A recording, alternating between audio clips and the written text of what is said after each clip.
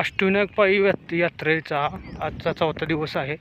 काल आपण पळशीमध्ये मुक्काम केला होता विठ्ठल रुक्माईच्या मंदिरात.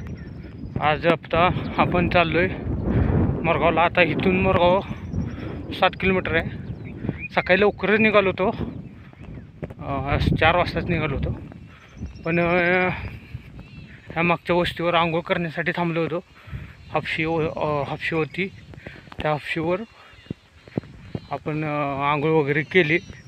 तिथल्या लोकांनी पण आपल्याला म्हणजे बार्डी वगैरे आणि मग दिला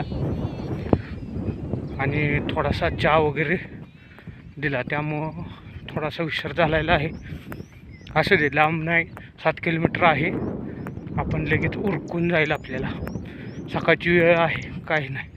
आणि आज आपण मोरगावमध्ये मुक्काम करणार आहोत. 2-3 दिवसाचा आपला थकवा एकदम आपण आज आराम करणार आहोत पूर्ण. आणि उद्या सोमवारी आपण मयुरेश्वराचं दर्शन घेणार आहोत. अजून थोडा आराम करायचा आणि तिथून मग परत पुढच्या प्रवासाला सुरुवात करायची. असा सगळा दुसरा टप्पा असेल. तुम्हाला समजेलच, हळूहळू अपडेट मी देतच राहीन. तर चला, मोरगावला पोचलो आहोत.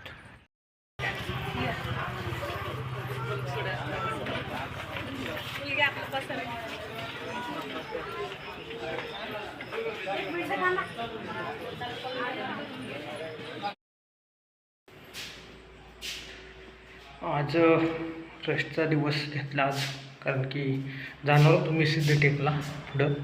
पण मी ठरवलं की आज कपडे वगैरे धुवायची, कारण की सलग 3 दिवस आपण ते कपडे वापरत होतो ना. आता लगेच सिद्धटेकला जाताना तर अजून जास्त खराब झाली असते घामाने ह्याने.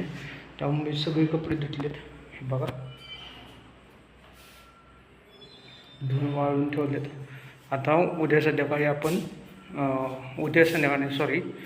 आपण उद्या सकाळी तुम्हाला मी दर्शन घेणार आहे. पहिल्यांदा दर्शन घ्यायचं आणि दर्शन घेऊन आपला दुसरा टप्पा चालू करायचा आहे सिद्धटेकचा. त्यामुळं आणि हेतून बहुधा 63 किलोमीटर आहे. हेतून 63 किलोमीटर आहे. मला बघून म्हणजे नक्की नाही माझं किती किलोमीटर आहे, पण आहे 63 किलोमीटर आहे. आजचा रेस्टचा दिवस झालेला आहे. उद्या सकाळी आपण 4:45ला इथून निघणार आहोत. पहिल्यांदा दर्शन घ्यायचं मयुरेश्वराचं आणि नंतर मग आपण जायचं सिद्धटेकला. आपण पुढच्या प्रवासाला सुरुवात करायची. आणि आजचा व्लॉग इथं संपत आहे.